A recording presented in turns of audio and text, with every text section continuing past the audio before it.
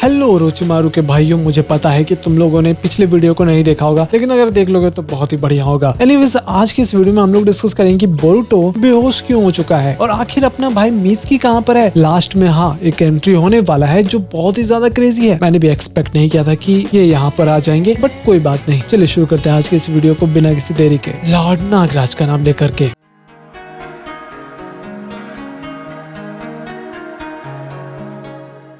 तो अब हम लोग देखते हैं कि हॉस्पिटल में अभी तक अपना बोरुतो बेहोश पड़ा हुआ था और टीम 5 उससे मिलने आती है। इवाबे तो फुल कॉन्फिडेंस में बोल रहा था कि इसको उठाना है तो बस बर्गर लाइटनिंग ले चलो, आराम से उठ जाएगा। एक्चुअली वो उसका फेवरेट बर्गर लेकर आता है और लिटरली उसके मुंह के पास हिलाता है उस बर्गर को। तो डेंकी बताता है कि बोरुतो ने सोजुजी के अगेंस्ट अपना नया जुत्सु ट्राई किया था। फिर मेटल ली बोलता है कि शारदा को भी स्पेशल ट्रेनिंग मिल रही है, वो भी अपने फादर से। फिर सबको याद आता है कि मित्सुकी, इसको शायद ये लोग बोल चुके थे। बहुत ही ज्यादा ऑकवर्ड साइलेंस चल रहा था उनके बीच। तभी दूसरे रूम में किसी का चिल्लाने का आवाज आता है तो इवाबे देखने के लिए जाता है और सीधा केचप उसके मुंह में डाल देता है। तभी एक पेशेंट भाग जाता है। नर्स आके बोलती है कि सॉरी, उसका नाम नातो है। इवाबे फिर नातो को पकड़ता है। नातो बोलता है कि मैं एक्चुअली शिनोबी ट्रेनिंग कर रहा हूँ। फिर जब उसे पता चलता है कि ये लोग निंजा है तो वो उसे बोलता है कि मेरे ओरोचिमारू कार्ड में ऑटोग्राफ दिलवा दो। सब लोग पहले तो मना कर देते हैं, लेकिन नर्स बताती है कि नाटो का सर्जरी होने वाला है, इसलिए वो काफी ज्यादा डर रहा है और एक्टिंग भी कर रहा है। हालांकि डेंकी और मेटल तो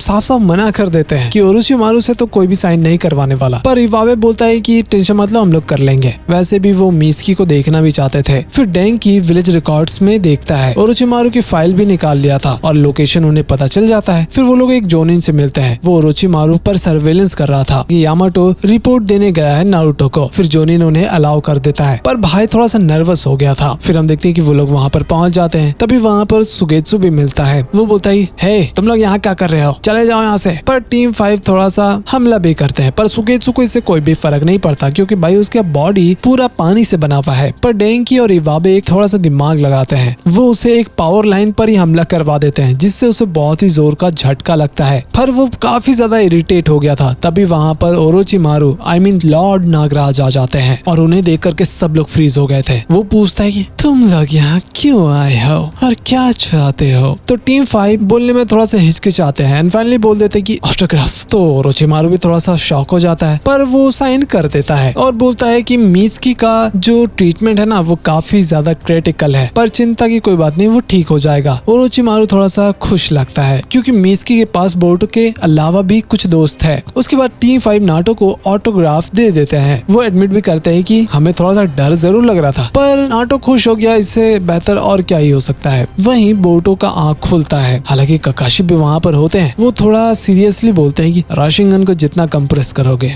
उसका रिकॉइल उतना ही ज्यादा होता है, तो कोशिश करना कि इसे ज्यादा ओवर यूज ना करो। तभी शारदा हॉस्पिटल आती है। दोनों फिर अपने ट्रेनिंग के बारे में बात भी करते हैं और हाँ ये दोनों ही काफी ज्यादा स्ट्रॉन्ग हो गए हैं। बोरुतो अनातो की रिंग दिखाता है। वो लोग डिसाइड करते हैं कि इस रिंग को मिया को वापस कर देंगे ताकि ये मामले को पूरी तरह खत्म कर दे। उधर कोनोहामारू और मुगिनो छुप करके देख रहे थे। एक्चुअली दीपा विक्टर की कंपनी में पहुंच गया था। विक्टर पूछता है कि पपेट कहाँ पर है, तो दीपा बोलता है शिंकी और टीम 7 ने मुझे देख लिया था। विक्टर बताता है कि लैंड ऑफ वैलीज का जो फ्यूडल लॉर्ड है ना वो जल्दी आने वाले हैं इंस्पेक्शन के लिए और एक्सपेरिमेंट्स फिलहाल अभी फाइनल स्टेज में चल रहा है। अब थोड़ा दिक्कत भी हो सकता है, लेकिन कोनोहामारू और मुगिनो डिसाइड करते हैं कि इंस्पेक्शन के टाइम वो लोग यहाँ पर हमला करेंगे, यही शायद उनके लिए बेस्ट मौका होगा। तो लैंड ऑफ वैली के जो फ्यूडल लॉर्ड थे ना वो विक्टर की कंपनी जल्दी पहुंच जाते हैं। विक्टर खुद उन्हें वेलकम भी कर रहा था। सब कुछ एकदम प्रोफेशनल लग रहा था, कोई भी दिक्कत की बात ही नहीं है, पर अंदर ही अंदर कुछ तो चल रहा था। उधर बोरुतो और शारदा भी लैंड ऑफ वैले पहुंच जाते हैं। दोनों काफी सीरियस थे और वो लोग कोनोहामारू के इन्वेस्टिगेशन के बारे में बात भी करते हैं और हाँ मित्सुकी का कंडीशन कैसा है और साथ में उन्हें अनातो को वो रिंग भी वापस देना है क्योंकि पिछले बार बहुत ही ज्यादा लफड़ा हो चुका था। फिर वो लोग मिया से मिलते हैं। मिया बताते हैं कि कंपनी ने कहा कि कुछ लोगों ने अनातो पर हमला कर दिया उसके रिसर्च के लिए। फिर बोरुतो सीधा बोलता है अगर ये सच है तो इसमें कंपनी खुद ही इन्वॉल्व होगा। वहीं ओतोगाकुरे में मित्सुकी आराम कर रहा था, पर वो टेंशन में था। उसे अपने दोस्तों की चिंता हो रही थी। ओरोचिमारू बताता है कि तुम्हारे नए ऑर्गन्स 1 महीने बाद ट्रांसप्लांट के लायक होंगे। मतलब अभी भी सिचुएशन ठीक नहीं हुआ था। फिर ओरोचिमारू काफी ज्यादा प्राउड फील कर रहा था क्योंकि मित्सुकी ने अपनी मर्जी से ये चीज डिसीजन लिया था, पर वो काफी ज्यादा उसे सुनाता है कि सेज मोड को ओवर यूज मत करो, उससे वो पूरी तरह खत्म भी हो सकता है। लेकिन सुगेत्सु तभी वहाँ पर वापस आता है और बताता है कि team 7 land of of Wallace में पहुंच चुके हैं। मिसकी ये सुनकर के और भी ज्यादा टेंशन में आ गया था। ओरोचिमारू समझ जाता है कि ये सुन के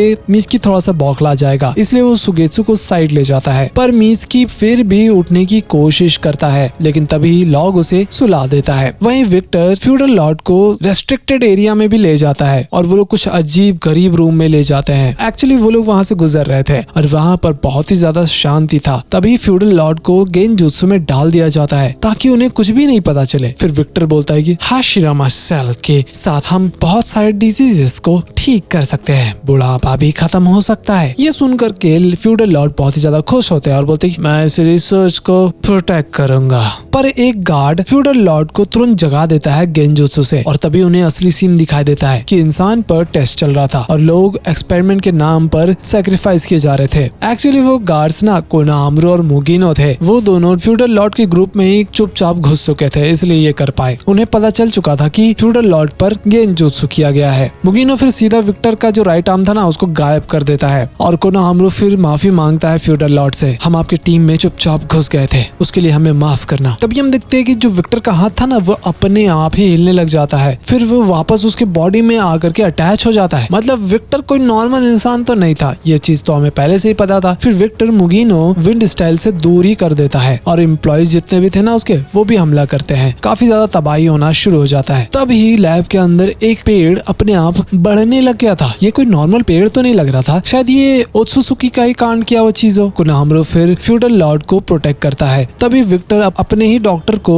उस ट्री को ही सौंप देता है कि जा भाई तू इस पेड़ को बड़ा कर। वही जो सेक्रेटरी थी ना वो भी एम्प्लॉयज को एक ही रूम में इकट्ठा कर लेती है। एक्चुअली सबका ही खेल खत्म होने वाला था। उधर मिया बताती है कि मैं विक्टर से मिलना चाहती हूँ। उसे एक्चुअली अनातो के बारे में सच जानना था। बोरुटो और शारदा बोलते हैं कि ये खतरनाक है, कोनाहामारू ऑलरेडी अंदर है वहाँ पर। तभी जमीन हिलने लग जाता है। वो जो भगवान वाला पेड़ था ना वो धीरे धीरे ग्रो कर रहा था। बोरुटो और शारदा मिया को कहीं सेफ जगह पर ले जाते हैं और वो लोग डिसाइड करते हैं कि फिक्र मत करो, हम लोग तुम्हारी मदद करेंगे। वहीं विक्टर और उसकी सेक्रेटरी दरवाजे से खड़े होकर के देख रहे थे और वो जो पेड़ था ना उसमें एक फूल भी खिलने लग जाता है। इसका मतलब वो लोग सक्सेसफुली ये चीज कर चुके हैं। हालांकि अपना कोनाहामारू और मुगिनो उस पेड़ के डालियों से लड़ रहे थे। ये चाकरा को एब्जॉर्ब करते हैं और वो जो पेड़ था वो फ्यूडल लॉर्ड के चाकरा को भी एब्जॉर्ब करने लग जाता है और वो वहाँ पर तुरंत ही गिर जाते हैं। हालांकि मुगिनो का भी चाकरा धीरे धीरे गायब होने लग गया था। काफी ज्यादा सिचुएशन खराब हो रहा था। कोनाहामारू को सिर्फ पेड़ से ही अब नहीं लड़ना था, बेचारे को विक्टर के एम्प्लॉय से भी लड़ना पड़ता है। मुगिनो कोनाहामारू को बचा रहा था लेकिन गलती से उसको भी वो चीज लग जाता है। अब कोई ऑप्शन नहीं था। फिर कोनाहामारू एक मस्त राशिंगन दे मारता है उस पेड़ पर जिससे वो चीज थोड़ा सा तबाह हो सके। हालांकि उन्हें थोड़ा सा टाइम जरूर मिलता है। उसके बाद वो फ्यूडल लॉर्ड को कहीं सेफ जगह पर ले जाते हैं पर वो पेड़ अभी भी उनका पीछा कर रहा होता है और काफी ज्यादा तेजी से बढ़ रहा था। ये देख करके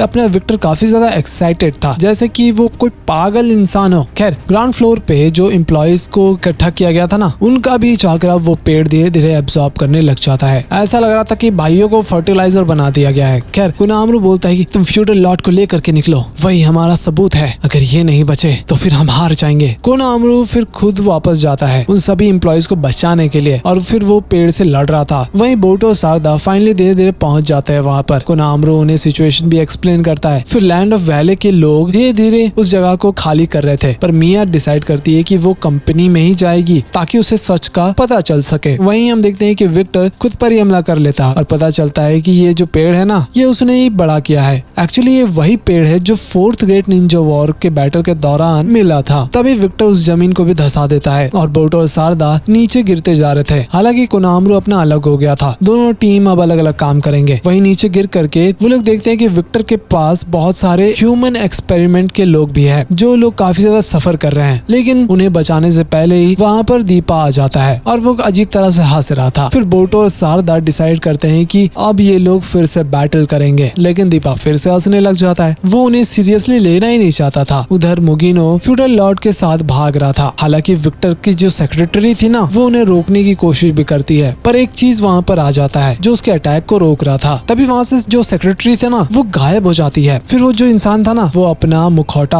हटाता है और पता चलता है कि वो तो अपना ओरोचिमारू थे, द लॉर्ड नागराज। ये देख करके मुगिनो थोड़ा सा चौक जरूर जाता है। तभी वहाँ पर एक और हुडेड फिगर आ गया था जो मुगिनो को बचा रहा था। ओरोचिमारू सब कुछ धीरे धीरे समझने की कोशिश कर रहे थे जैसे कि भाई के पास ऑब्वियसली साइंटिस्ट वाला दिमाग है। वहीं बोरुटो बोरुतो सोचता है कि दीपा ट्री के फ्रूट का पावर लेना चाहता है, पर दीपा सच बताता है कि उसे पावर नहीं चाहिए, उसे बस उसे टेस्ट करना है एक एक्सपीरियंस के लिए। ये सुनकर के बोरुतो शारदा दोनों ही गुस्से में आ जाते हैं। तो गाइस आज हम लोगों ने समझा कि ओरोचिमारू कभी भी कहीं भी टपक सकते हैं और अगले वीडियो में नागराज क्या कमाल करते हैं भाई उसका तुम्हें उम्मीद भी नहीं है। खैर अगर तुमने हमारे वन पीस के एक्सप्लेनेशन को नहीं देखा है तो प्लीज जाकर के चेक कर लेना, मैं लिंक यहाँ पर दे दूंगा। Till then keep watching and bye bye.